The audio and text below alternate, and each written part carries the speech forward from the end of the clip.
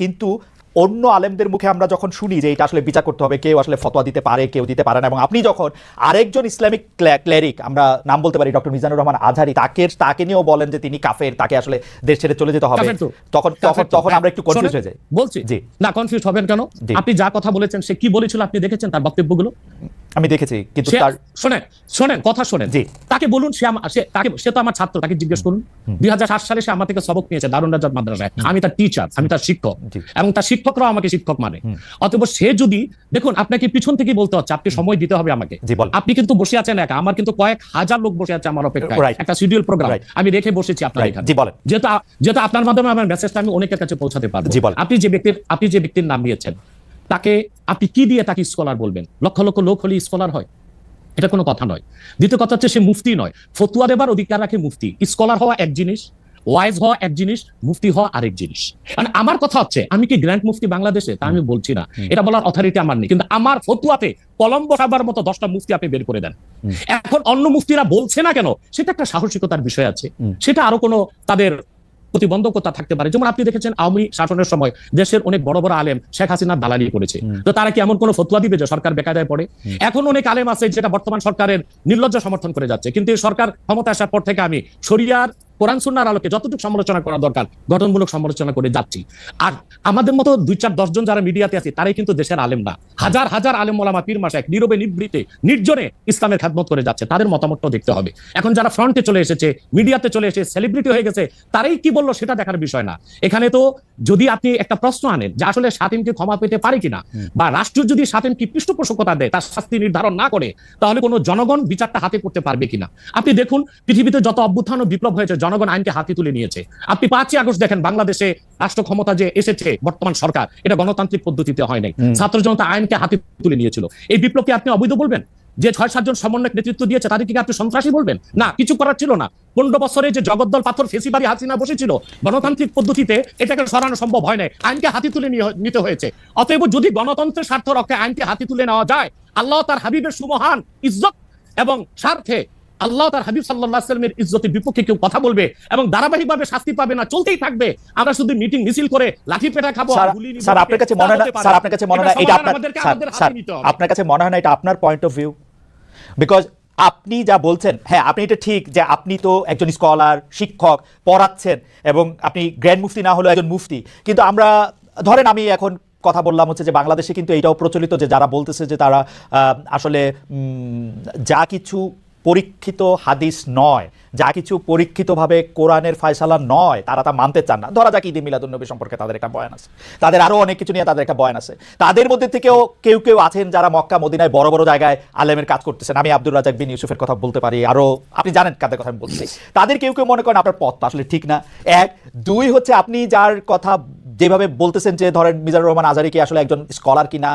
এখন কেউ কেউ তো এই প্রশ্ন তুলেছেন যে জনাব এনায়েতুল্লাহ আব্বাসীও যথেষ্ট পরিমাণে এই জায়গায় আছেন কিনা। সেই জন্য আমি জানতে চাইছিলাম যে আপনি যখন আইন হাতে তুলে নেওয়ার কথা বলেন স্যার, সেইটা কি আপনি কিভাবে তার যোগ্য, এবং আপনি ছাড়া আর কে আছেন এটার মধ্যে যোগ্যতার জায়গায় আর কি? আমি এখন বলছি, আমি মনে করি আমি গ্র্যান্ড মুফতি বাংলাদেশের। আচ্ছা, আপনি মনে করছেন আপনি গ্র্যান্ড মুফতি? ওকে, এবং এটা আমি চ্যালেঞ্জে ওকে ওকে এইটা বললে আমার ফতুয়ার বিপক্ষে, শোনেন, আমার ফতুয়ার বিপক্ষে যে যাচ্ছে তাকে আমার সাথে বসান, আপনার প্ল্যাটফর্মে বসান। দ্বিতীয় কথা হচ্ছে ঈদে মিলাদুন্নবী নিয়ে যে আপনি প্রশ্ন করেছেন, ঈদে মিলাদুন্নবী সাল্লাল্লাহু আলাইহি ওয়াসাল্লাম নিয়ে অনেক ডিবেট হয়েছে, এবং ঈদে মিলাদুন্নবীর পক্ষে যারা, তারাই বিজয়ী হয়েছে। আর বাংলাদেশে ওলামায়ে দেওবন্দের একটা বিরাট অংশ যারা মূল ধারার, তারা কিন্তু ঈদে মিলাদুন্নবী নিয়ে কখনো বিরোধিতা করে না। কিছু মাত্র স্কলার আছেন যারা কোনোভাবে পারচেজ হয়ে আছেন, তারা ঈদে মিলাদুন্নবীর বিরোধিতা করে। আমরা বলি মিলাদ যার সিরাত নার তার, মিলাদুন্নবী সাল্লাল্লাহু আলাইহি ওয়াসাল্লাম ব্যানারও মাহফিল হতে পারে, সিরাতুন নবী সাল্লাল্লাহু আলাইহি ওয়াসাল্লাম ব্যানারও মাহফিল হতে পারে। এবং আপনি শুনেছেন আজকে 4 বছর যাবত সৌদি সরকার উচ্চ ওলামা পরিষদ ফতোয়া দিয়েছে যে ঈদে মিলাদুন্নবী উপলক্ষে মাহফিল সৌদি আরবে হবে, এবং 12 রবিউল আউয়াল তারা রাষ্ট্রীয় ছুটি ঘোষণা করে রেখেছে।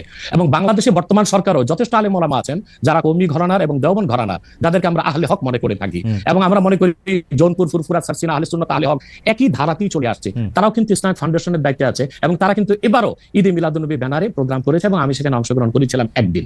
অতএব বিচ্ছিন্নভাবে কে ঈদে মিলাদুন্নবীর বিরোধিতা করলো, আব্দুর রাজ্জাক সাহেবের নাম বলেছেন, ওনাকেই বসান আমার সাথে কথা বলি, সংলাপ হতে তো কোনো দোষ নাই। ওকে, বা আপনি আরো যাদের কথা বলেছেন তাদেরকে বসান আমাদের সাথে প্রতিহত করতে হয়। যেমন আপনি যে তরুণ বক্তার কথা বললেন, তরুণ বক্তা, সে লোকটা কি বলেছে?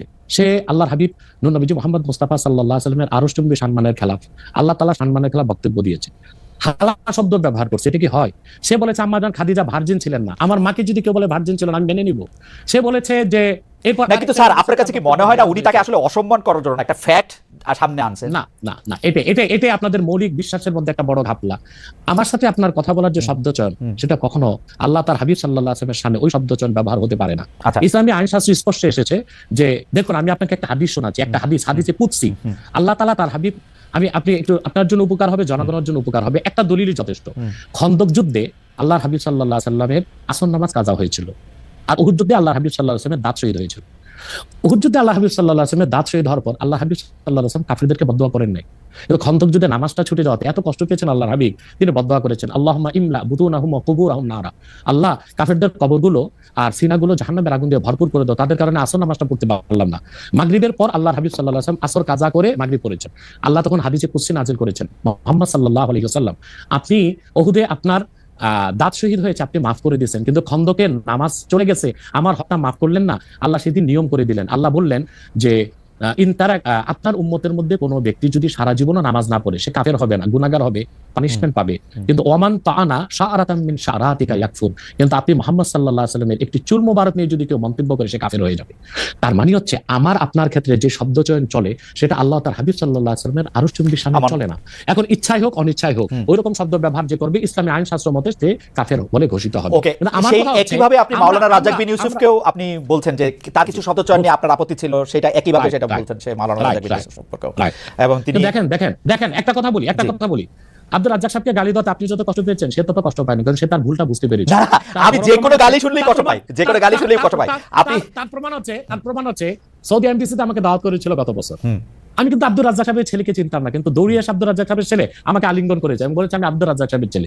তার মানে আমরা যদি কারো ভুল ধরি, কাউকে গালি দিই, কুফর ফতোয়া দিই, সেটা ব্যক্তি আক্রোশ থেকে না, এটা তারাও জানে এবং আমরা চাই তারা তওবা করুক, সংশোধনে আসুক। এখন যে স্কলার গুলোকে আমি কাফের বলেছি, গালি দিয়েছি, আপনার কষ্ট লাগলো, তার আল্লাহর কাছে ক্ষমা চাইতে তাদের বাধাটা কোথায়?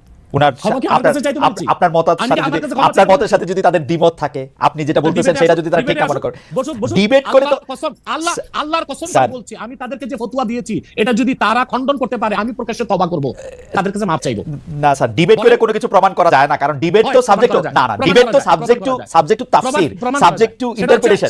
এখন আপনি যদি না মানেন সেটা অনলাইন হোক অফলাইন হোক, অফলাইনে বসুক, আচ্ছা অফলাইনে বসুক কিতাবপত্র নিয়ে, মানে এটা তো আপনার ইন্টারপ্রিটেশন, আপনি তো ডিবেট বাদ দেন, সংলাপে বসুক। আচ্ছা ঠিক আছে আমি আমার ধারণা তারা এই অনুষ্ঠানটা অনেকেই হয়তো দেখছেন, তাদের কাছে এটা হয়তো পৌঁছাবে, তারা নিশ্চয়ই আমি চাই আপনার মাধ্যমে হোক। আচ্ছা আপনার উপস্থিতির সংলাপ না, ঠিক আছে আমার মাধ্যমে হলো, আমি যাদেরকে কাফের ফতোয়া দিয়েছি, যেসব স্কলারদেরকে, তারা যদি তা প্রমাণ করতে আমাকে খণ্ডন করতে না পারে, তারা প্রকাশ্যে তওবা করবে। কিন্তু যদি তারা আমার অভিজ্ঞতা স্যার আমার অভিজ্ঞতা শেষ করি, ওয়েট এ বিট, আর যদি তারা প্রমাণ করে দেখায় যে যে স্কলারদেরকে আমি কাফের ফতোয়া দিয়েছি আমি তা পুরোপুরি ঠিক বলি নাই, আমি তওবা করব, আমি তাদের হাত ধরে মাপ চাইব।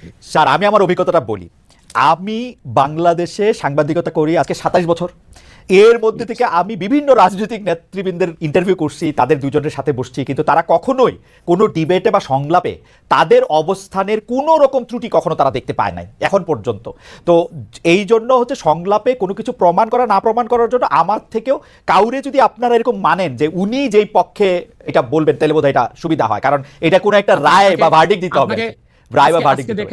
না আপনি দেখেন, সংলাপে কোনো ডিবেট না, ডিবেট হচ্ছে মুবাহাসা, সেখানে ঝগড়া হতে পারে, তর্ক বাড়তে পারে, কিন্তু সংলাপটা হচ্ছে আন্তরিক পরিবেশে দলিল প্রমাণ নিয়ে উপস্থাপন করা, এটা তো হতেই পারে।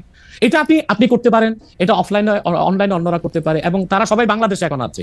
যদি ইসলাম ফাউন্ডেশনে তারা বর্তমান যে খালেদ সাহেব আছে, উনি তো একজন ধার্মিক মানুষ, তার উপস্থিতিতে করেন আরো সুন্দর হয়।